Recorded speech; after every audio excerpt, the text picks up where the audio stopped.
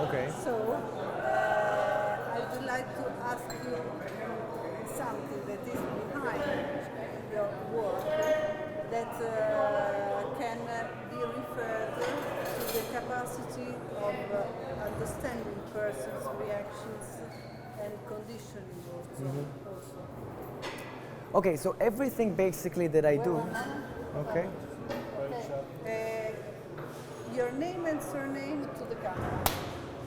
Lior Suchard. Liorsuchard. Okay. Now you can answer.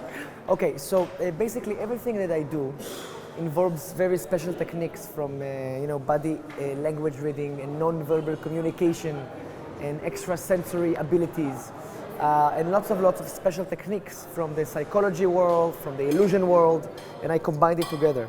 So in all my work I have to really look at two people and use piercing intuition to get small hints from eyes, from nose, from mouth, from breathings, from talking, from everything to create my special acts on stage.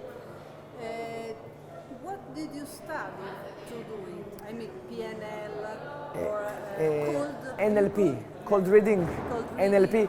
I studied, but everything that I studied to do this, I studied by myself. Yes. There's no university for mind reading, but I studied those techniques by myself. I developed those techniques by myself, and I use it to entertain people all over the world. What is NLP and how you use it? How one normal person can use it in his life, and what is called reading? NLP is a short for neuro-linguistic programming. How you can influence people by talking to them, program people by talking to them, by looking at them. Basically, what NLP means is that when people have a connection, let's say a woman and a man in love together, they subconsciously start to mirror each other. They start to imitate each other. They're on a date, the guy sips from the coffee, the girl sips from the coffee also. He sits like this, she sits like that. They start to mirror. So the mathematician by the name of Richard Bandler, years ago, he asked this question: if someone who has good connection start to mirror each other, will it work the opposite? If I start to mirror you, will we have a good connection? And the question was yes. So on the tip of the ice, NLP basically is the knowledge to create this rapport, to create this mirroring with someone in order to create connection. And if we have connection, I can sell you a product easily, I can ask you for a raise from my boss, I can influence you to say yes to me, I can influence you to buy something from the product, I can do it through a commercial, through talking to you, through visualize, through audio, and that's basically what's NLP. Did you find something like that on internet, social network, Google and so on? There's many things on internet, social media. Using social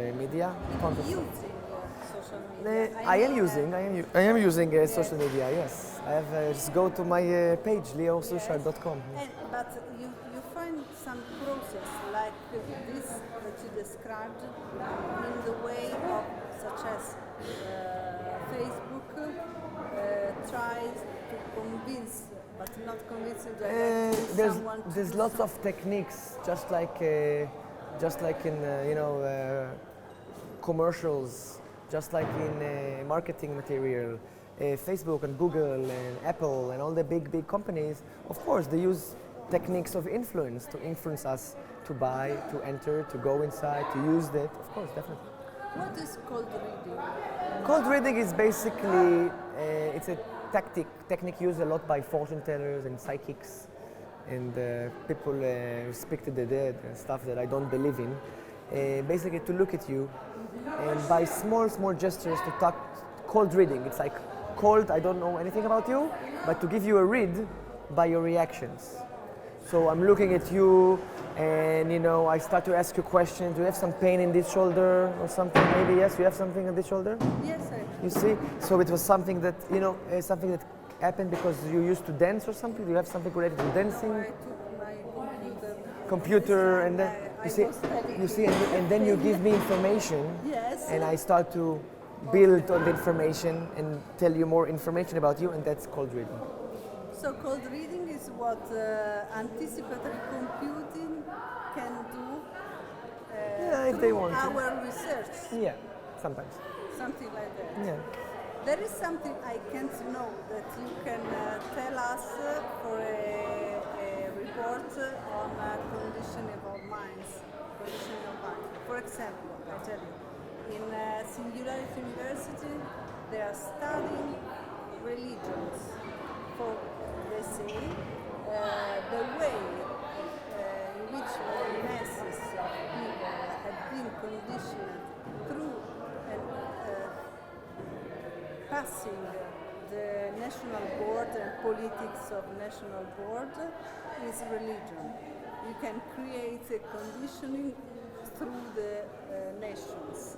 And they are studying it because they want to do it with their system of tech. And they study it each week with persons of different religions just to keep the knowledge and take it to the science and not to the religion. There's something you can say that Well, I don't want to talk about too much about religion because religion is something very personal, and each person has their own religion. I always say as a joke, everybody's fighting who has a better imaginary friend. And we believe, we don't believe, we're all people eventually. That's it. no, but can you tell me something that I couldn't know No, I don't know about that. this way of conditioning or something? I can't No, no. it's not something that I don't deal with religion. I deal with intellectual. Yes, I deal with and in intellectual, but yes. Considering that I'm making a reporting on that, of the way in which Silicon Valley wants to create the condition Yeah. of mass through tech, there is something you can say that I can't ask you because I don't know? Yes, but I'm not going to do it now. Okay, thank you. All right, thank you very much. Think positive thoughts. Thank you. Now we just have to walk a little bit. I walk a little bit. Okay, let's walk. But we don't have much. I have to go, so let's do it quickly, please. Only, Okay. to present you, Okay, when okay. I say he is and so on. You can say he is a master mentalist. He Yes. can read minds. He blah blah blah blah blah blah blah blah blah. מה קורה? אתה עדיין פה? גבר, גבר, אני חייב לספר לך משהו. אין לך מושג מה הלך מאחורי הקלעים. מה? כמה, תקשיב. מהלחץ שם? מצאתי את עצמי MC, כן. איש במה, כותב טקסטים. כן, היה שם ברדק, נכון? תקשיב, כן. אני לא יודע מה קורה. אני בא לבן אדם, אני מזמין את הפרופסור, איך קוראים לו? נשיא האוניברסיטה ואין פודיום. לא, אחריו. קורנבלט. זה אחד, קורנבלט. אמרתי להם, תקשיבו, זה חמור מאוד, זה. קורנבלט מסיים, קחו לו את המיקרופון ואת הסטנד. הוא מתחיל לעשות, כן. אבל, אמרתי לך, זה היה אנשי הקהל עצמו שנמצא באולם, כי אנחנו בתוך זה, ואתה שם לב, הנה גיא פה, והפקה, וכולם זה. הם לא ראו את זה. אף אחד מהקהל, תקשיב, אני באתי אחר כך, אנשים אמרו, מטורף, וזה, מהיונה הייתה פצצה, הקטעים שלי היו מגניבים. היה מדהים. הגליפסים האלה, זה אנחנו בתוכנו קולטים, כן. אנחנו רואים את זה, עזוב. אבל היה מדהים, היה וייב ברור, מדהים. זה מה שאמרתי לך, זה מה שחשוב. כל הכבוד. כמה התרוצצנו מאחורה? יש לי רשימה באמת, יש לי רשימה, אבל אתה יודע, כשאני מקשיב לאנשים, ודיברתי עם אשל וכל מיני כן. זה, וגם אני הסתכלתי על האנשים. מה שאנחנו יודעים ורואים זה לא בדיוק, נכון. זה לא נכון. בדיוק. אני חושב שהעוצמה של רק שפעם הבאה אני מבקש כפול על ההתרוצצות שלי, על ה... מגיע לך. זה מלך. טוב, שלישי נפגשים. יום שלישי, כן, אתה צריך לדבר איתי על אני הליינאפים. יודע, לא שכחתי, נעשה את זה מחר. או ביום שלישי, כרגיל. אחרי האירוע. תן לי שנייה אחת, אני מסיים פה איזה צילום. Just have to יס. אנחנו עושים רגע צילום קטן. Let's go. אוקיי. Okay, מאסטר מנטליסט ליאור סושרד. okay. You don't have a card with you? כן, כן, דברי איתי. You don't לך have לישון. go back to the stage because you have to see this. If this works, I will be in shock. If I would ask you right now to hold the microphone close to the mouth and say out loud any 2-digit number that you want. What would you say? Any 2-digit number. You can say it. Open the microphone, please. It's working? Check. 1 and 100. No, between 1 and 100. Any number between 1 and 100. Any number you want. 50 and 51. So 51, this is the number. See, I wrote here Shimon will say 51. And you see, this is interesting. This is interesting. Thank you. This is very interesting. Now, thank you very much. I will take it in a second. So how did I know that? I will tell you in a second. But the mentalist can work on people's minds. I know people doesn't believe me that I can do this stuff, so I will prove it to you. People ask me how did I start with this mind reading things. I started when I was 6 years old, and my mom. Can I get some house lights? I need to see my victims, volunteers. Oh, thank you. Oh, perfect. My mother, she always taught me to be a gentleman. She always told me never ever to ask a lady for her what? Never ask a lady for her age. So I'm not gonna ask you for your age. I will ask you something else, okay? How much do you weigh, please? You don't have to answer. Raise your hand. Who remembers the first love? First love. Come on, raise your hand. I know you remember. You remember? Can you come, please? Yeah, you remember? Come over here. What is your name, please? What? Nice name. Come over here. Give her a big round of applause. We are about to do something very strange. Thank you very much. How did I know this 51? You'll do it really quickly. Come as fast as you can. As fast as you can. So I'll explain exactly what's the procedure of this whole business. Come. Take your time. I get paid by the hour, so come. It's okay. How are you? What is your name again? Nonna? Donna. Before we do this experiment, do we know each other personally? No, you seem to be very happy about it. Stand here, take the microphone. Where are you from, please? I'm from Israel. Originally? No, you have an accent. Origin. I grew up in Argentina. But where do you live? Where did you grow up? In Argentina. Sorry? In Argentina. No, I heard you. I'm just sorry. Listen. I'm kidding. I am talking about your first love. Yeah. Is there anybody here who knows the name? No. Is he here? No. I saw you next to him. You the husband? Yeah. What is the name of your husband? Alberto. Alberto. Is the name Alberto the first love? No. Good. Listen. I swear to you, listen carefully. This is about science of the mind. Did you ever, a lot of skeptical people, Nobel Prize winners, did you ever tell me the name? Never. Did you whisper the name in my ear before the show? Never. Did I pay you lots of money to say no? Say the truth. No. No. It's fair. Yeah. What was your age when you had first love? 14. Wow. This means I have to go back in time approximately 20 years into the past. Very large. Thank you. Please repeat after me. Lior. Leo. There's no way you will guess that my first love.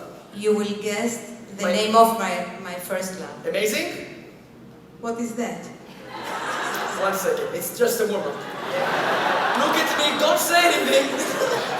Don't say anything. No, I have to tell you something. This is very difficult to do this mind reading. There's no way anyone could know this, right? Okay. No way. No. You know, every time I do this, you know, it reminds me when I was a little boy, it reminds me of my first love. Wait, no. Stop. No, me and my first love, it didn't work very good, because I caught her. Yes, I caught her. I caught her thinking of somebody else. Look straight over there, I have something. Listen, if I get this, I will be in shock. This is amazing. Is there any way in the world anyone could know your first love? No. Can you please say out loud in front of everyone what was the name of your first love? At age 14, what was his name? Victor. Thank you. This is for you. Thank you very much. Thank you very much. Now we can continue. All the skeptics. Any questions? Okay. How do you do it? Ladies and gentlemen, this was a long time ago. She was 14 years old. And speaking of time, we have here, it's time to know a little bit more about the different places you all came from. So I'm gonna read some countries. I want to hear you scream, okay? Make some noise. We are here, have here tonight national delegations, representative countries and regions from actually all over the world. Are you ready? I want to hear you. Look at the screen. Korea, are you here? Indonesia, Singapore. Taiwan, Thailand, and Philippines.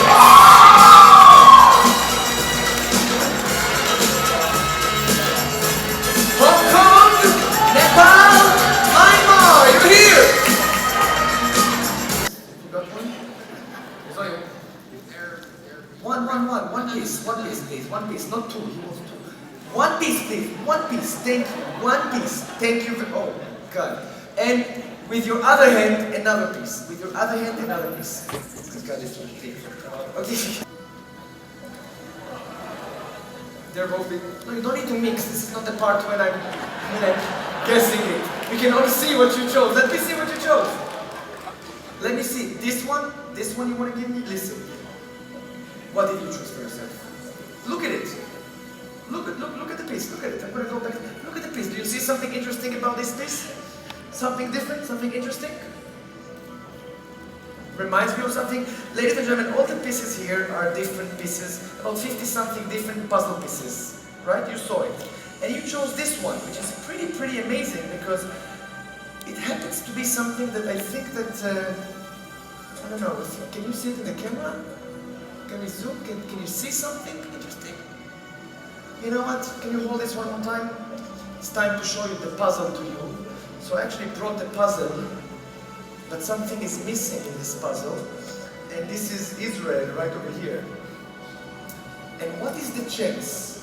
What is the chance that the piece that you chose from all the mixed pieces after 1 hour of shuffling will be this one over here?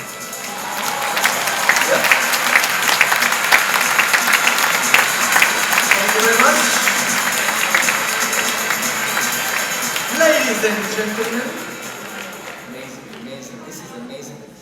You know, people always ask me, how do I do it? So, can you please, my name is Lior, I will say Lior and you answer back, how do you do it? Lior? I'm glad you asked me. I always say to people, if I tell you, you got it? You got it? You sure? Yeah. Can you please say it to the microphone, please? Everything. Again? Everything. You sure? Yes. And I'm going to ask you, ladies and gentlemen, what is the chance that anyone could know that Alexander will choose this book, go to this page, go to the right side, go like this, choose a word, change his mind, go to everything. What is the chance that anybody could know that? Very little. Very little. I wrote here, Alexander will choose everything.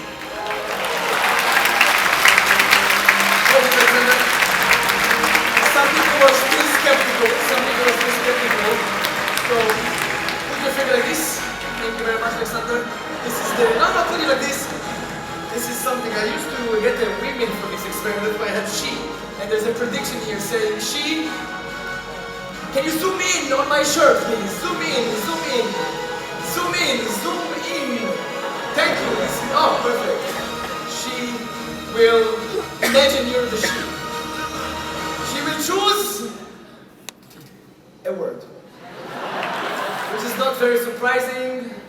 I think that the back is more interesting, don't you think? Can we zoom in again, please? Thank you very much. This is the back.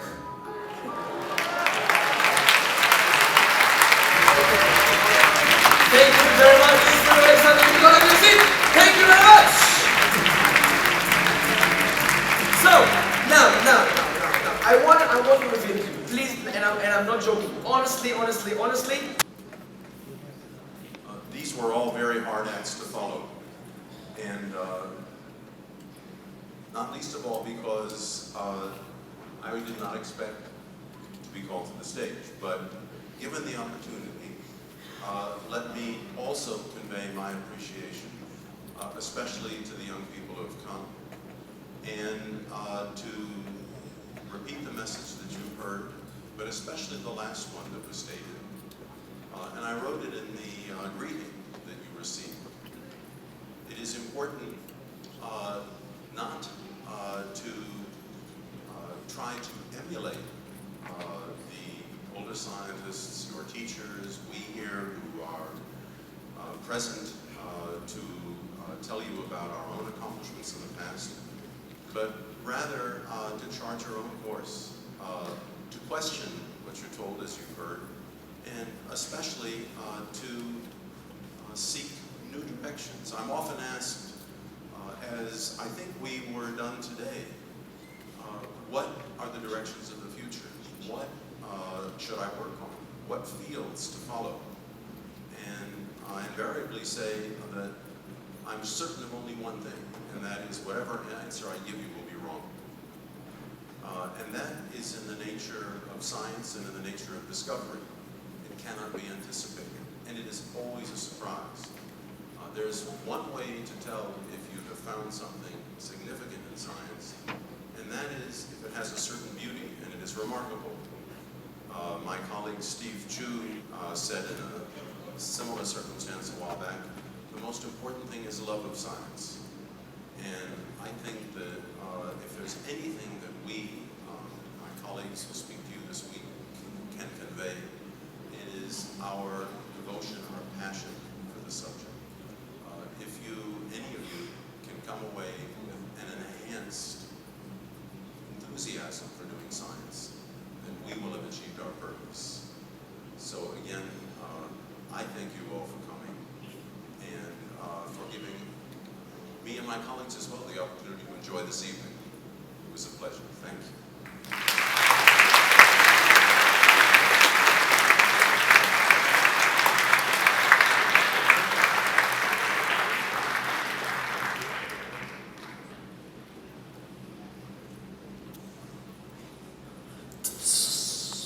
And dear guest, we have here, as we saw, participants from 70 different countries. Welcome.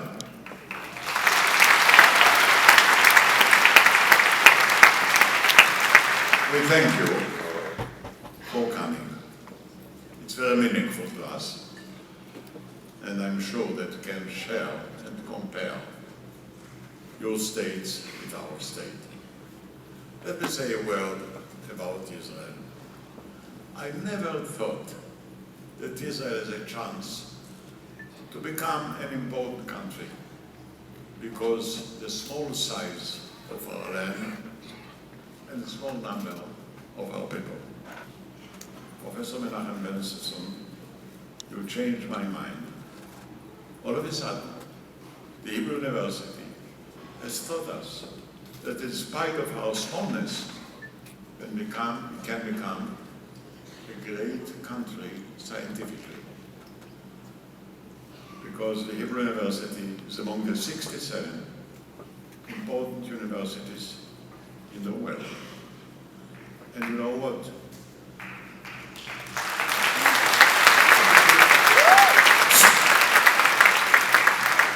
Maybe to be a great university is not less important than to be a great country. Science is more important today than politics.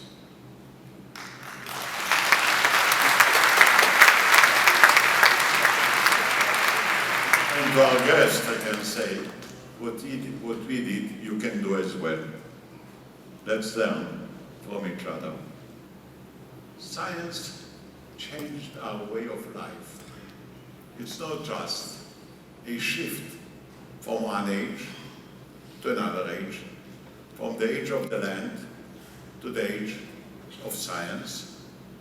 It changed, it revolutionized our way of life.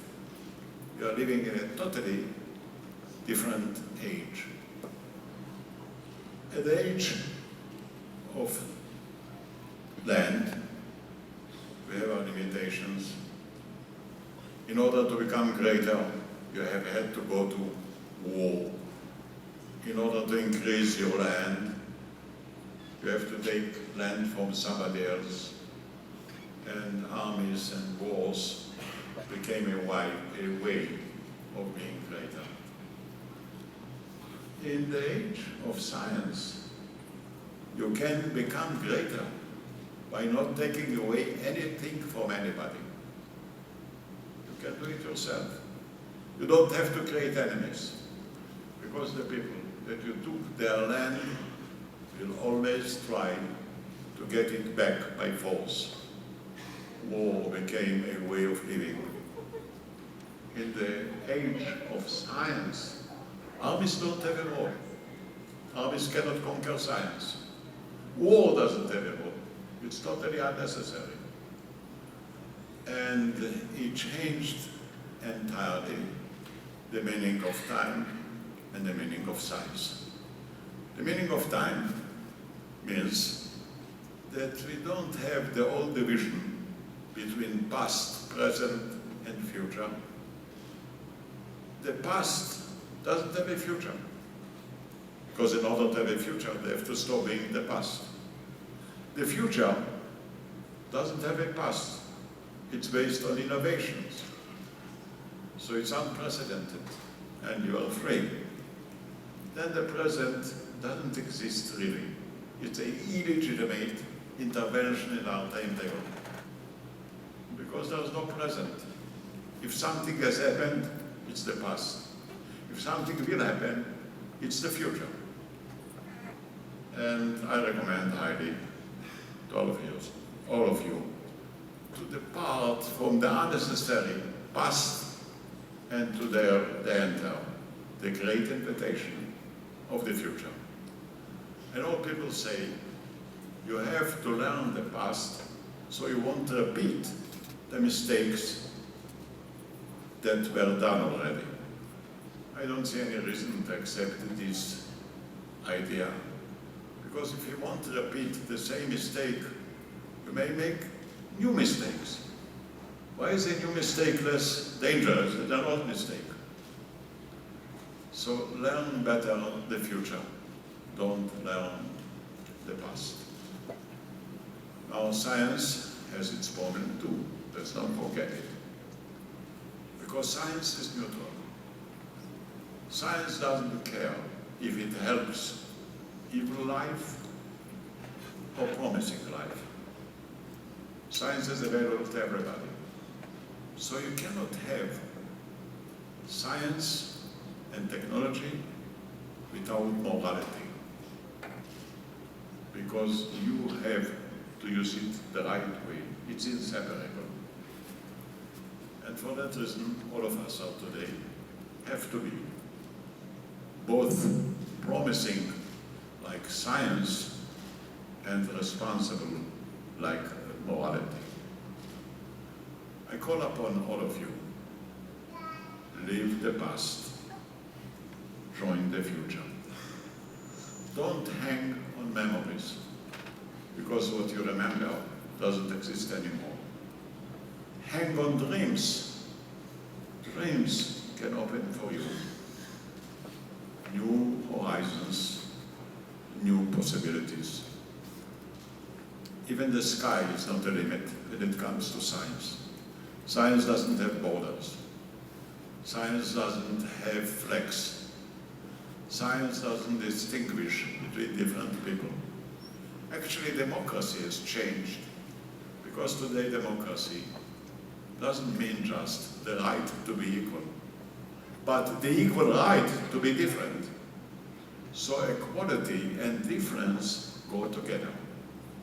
And each of us is the same, and each of us is an individual. You know, there are two persons that have the same fingerprint. Each of us are individual. And please, take yourself seriously, because you can be as small as the smallest thing in life, which is the ego. You can be great as the greatest thing in life, to serve other people. At the same time, you can really dwell on your own capabilities. Most of them are unknown to you. They are unknown to your parents. They are unknown to your teachers. You have to work hard and discover them. Prefer dreams upon memories. Dream in a limitless way. You have to work hard. Because today to be young is a very trying experience. To be young costs a lot. Because if you want to be young and develop your own contributions, you have to compete in learning. A competition which is worldwide, not just national. You have really to learn hard. Because if you want to be great, serve the causes which are great. And the greatest cause is to serve the others. You know, today leaders in the political arena are losing their influence. Because if a leader says, I'm great, I'm strong, people say, are you? Can you get rid of terror? No. Can you get rid of the social gap between poor and rich? No. So what makes you think you're a great leader? If you want to be a great leader, don't try to be on the top. Try to be ahead. Don't try to be egoistic. Try to serve other people. And believe me, serving is greater than ruling. The world is open to you. Don't miss it. All of you, each of you, can become greater and better, and greater and better serving the world. This is the real call of our time. We have to be at the same time technologically attentive, at the same time morally committed. We should be great in science and great in behaving. Please, that is the call of your time. Dream and dream great. There is no limit to dreaming. Don't look backward. It's a waste of time. So all of us should be future-oriented, a future that makes a person more contributing and makes himself having a life which are more meaningful. Thank you for coming.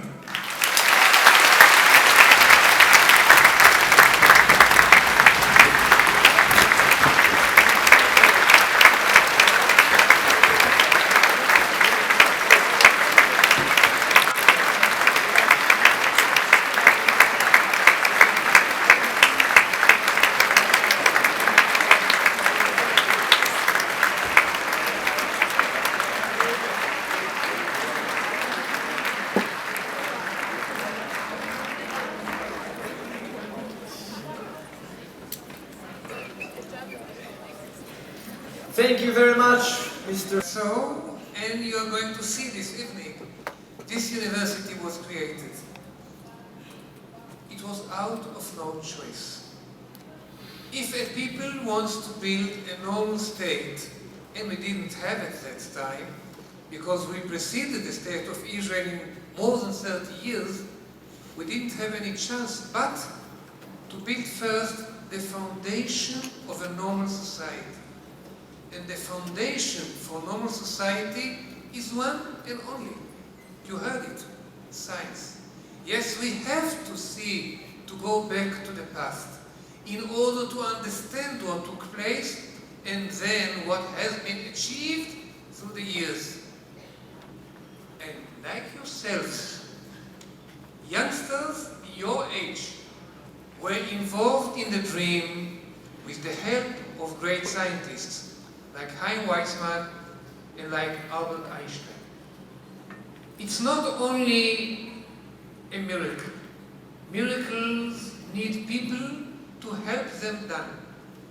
And that's the short story of the State of Israel and at the same time of the Hebrew University of Jerusalem.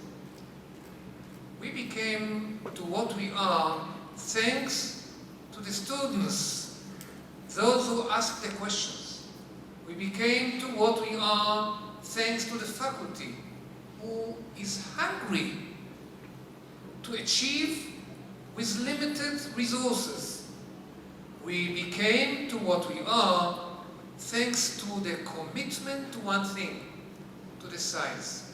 Before everything, during everything that we do, and alongside committing to ourselves to the future, we are committing ourselves through the scientific work. You cannot be a great scientist, but if you are humble, meek. First, in order to understand what others wrote.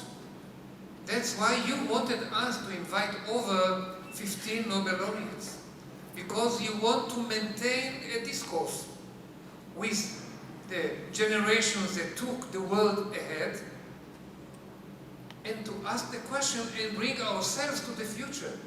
The discourse between generations is the secret of the future science. If you do not have the proper questions, you will never have the proper answers.